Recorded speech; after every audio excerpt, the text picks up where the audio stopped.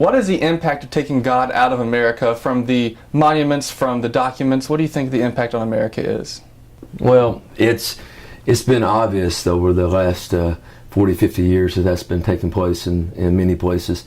I mean, a lot of it goes back to what happened with prayer house schools and those kind of things too. But it just seems like today everybody calls themselves an atheist. It's almost like they want to be that's the popular thing to be. I found that most of those people who call themselves atheists are really just humanists. They're just people who don't want any moral authority in their life. It's amazing how those same people want to call upon God when they need Him. I had a student a few years ago come to me, and she said, she told me after class one day that she was an atheist, and I asked her why, and she couldn't tell me why. She said, "I'm just an atheist." And I said, "Okay." And so next class period I walk in, and she walks up to me, she's really upset. She asked me to pray for her grandmother. So you get the picture here. I asked her, I said, "Well, who am I supposed to pray to?" And she got really upset at me and all that kind of stuff. Mm-hmm. But the bottom line here is that what's happening today is just a reflection of an intentional campaign that's taken place over the years to take God out of America, which, when you have a secular society, that's what's going to take place, because people replace God with themselves. Mm-hmm. So they can, they don't have to live under a moral authority, and that's really what's happening in the United States. Well, it's interesting you mentioned, the atheist, like the girl in your class claiming to be atheist, but then she asked for you to pray for her grandmother. And what do you think it's like these atheists are attacking Christians for beliefs, putting God in schools, but it's a God they don't believe in, God in nations' capitals, but it's a God they don't even believe exists. So does that make sense? Why should they care? Yeah, well, that's exactly right. It's a few years ago when my wife was a part of Girl Scouts with my daughters, and then she got a letter from the Girl Scouts telling her that you can't mention anything about God, you can't mention anything about this, all these kind of things, and what we were sitting there, and I says, they're saying they don't want to promote any religion, but they're promoting religion, because by not promoting any religion, they're just promoting universalism, or they're promoting atheism, or whatever. I mean, call it what it is. It's a religion. It's a philosophy of life by which they view eternity, and we just happen to believe that there's a greater and higher being, and of course we know He's Jesus Christ. But it's crazy. It's amazing to me. It's almost like what happens with the homosexual agenda and people that are liberal, basically saying to us that, you can't disagree with me. If you do, then you're homophobic. I've had neighbors who were lesbians that we've ministered to and loved and cared for when nobody else in the community would, but yet they knew we didn't agree with them. They never called us homophobic. If you would have asked them who they'd have gone to in that community that would have helped them, they would have told you us. But yet they knew we were Christians, and philosophically we didn't agree with them from a religious standpoint. It's almost today that we're tolerant with everything except those who disagree with us. And if you don't agree with a certain agenda, then you're wrong. And that's what's permeating the whole society. That's what happens when there is no moral authority. Don't you think that redefines then the term tolerance? Yeah. There really is no tolerance. It's just tolerance is selective. It's just whoever you tolerate those who agree with you. It's really, really sad. I'm really offended by the simple fact when people tell me, that if you don't agree with, if you disagree with gay marriage, then you're homophobic, or if you disagree with a lifestyle that you're somehow that you're a racist or you're a bigot. No. I love everybody, but it's funny that this idea that we have to agree with everybody in order to love them. Well, I've been married for 31 years, and there's still things I don't agree with my wife on. Are you going to tell me that I don't love her because I don't agree with her? No, that's totally silly, and it's not right. But yet that's it. If we don't agree, because the idea of having be able to choose is going out the window. There's no tolerance for people that don't have my viewpoint. In terms of the video that we watched, the monuments, the name of God being scrubbed from the monuments, the speeches, FDR speech, other speeches being scrubbed, and not including all of those details of God and faith in the monuments. Do you think that's a big deal for the country, or do you think it's something that's overblown? Well, yeah, when you take God out of everything, and then God will begin to pull his hand off. We have been very blessed because of the fact that we have been a nation that has been under God. Not that we've been a Christian nation of sorts from a standpoint that everybody's Christian, but we have always been a nation that honored God. And I think, of course, we were planted and grown and started on Christian principles. Just the whole issue of the Ten Commandments being taken out. I mean, come on. You're telling me that thou shalt not kill is a wrong thing. That you're supposed to be honorable and faithful to your spouse.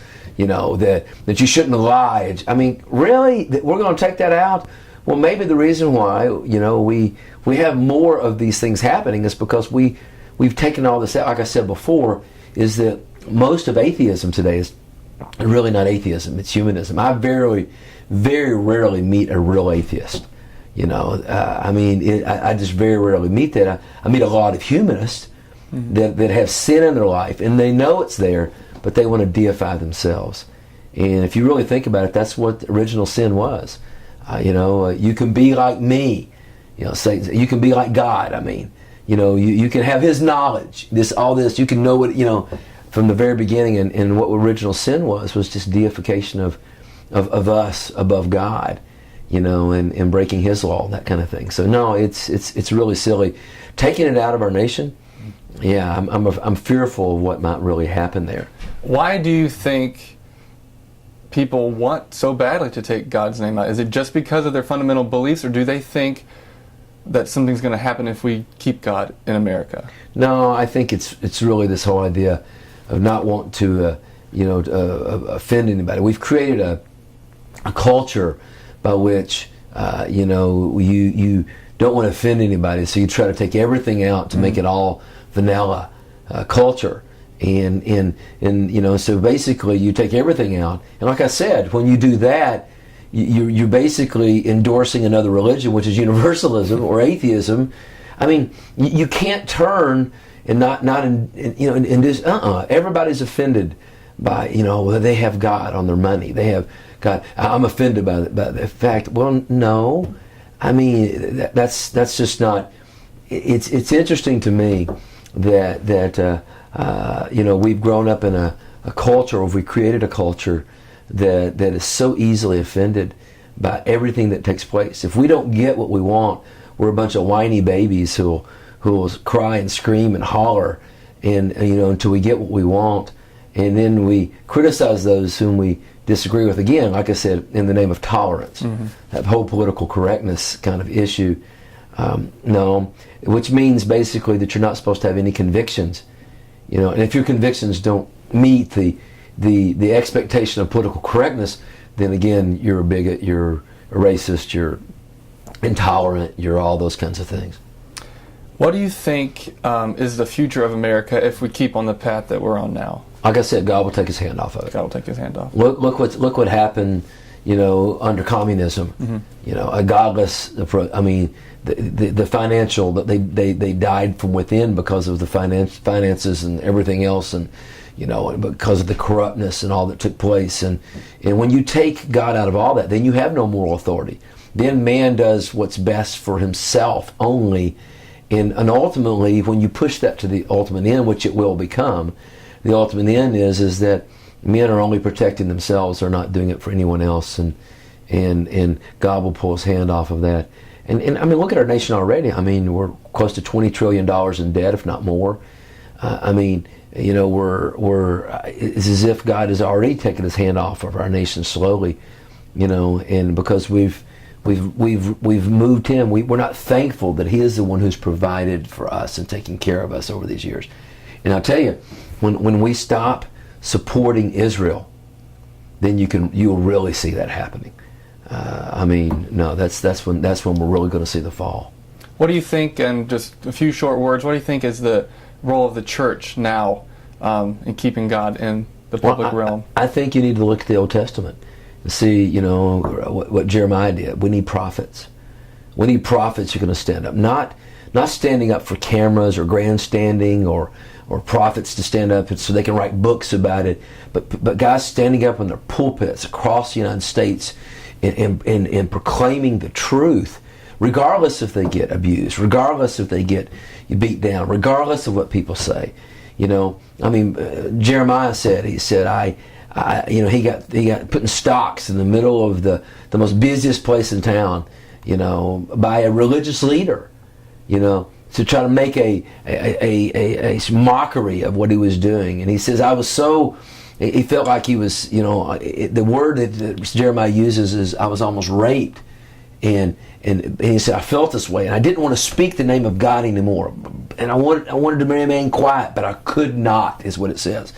We need prophets who have that fire in them to speak truth, not condemnation. Mm-hmm. And it doesn't need to become from the top down. It needs to become from us loving people and caring for them and serving and doing what Jesus did and going out there and speaking the truth, but doing that in love at the same time. And what does it say in Revelation? It says, by the blood of the Lamb, by the word of our testimony, and by the fact that they were not fearful of dying for their faith, is basically what it means. You'll never live for God until you're willing to die first. And then there's a freedom that happens in that because you're not fearful of death. Paul says, to live is Christ, to die is gain. And that's how he could go to prisons and still lead people to Christ in prisons.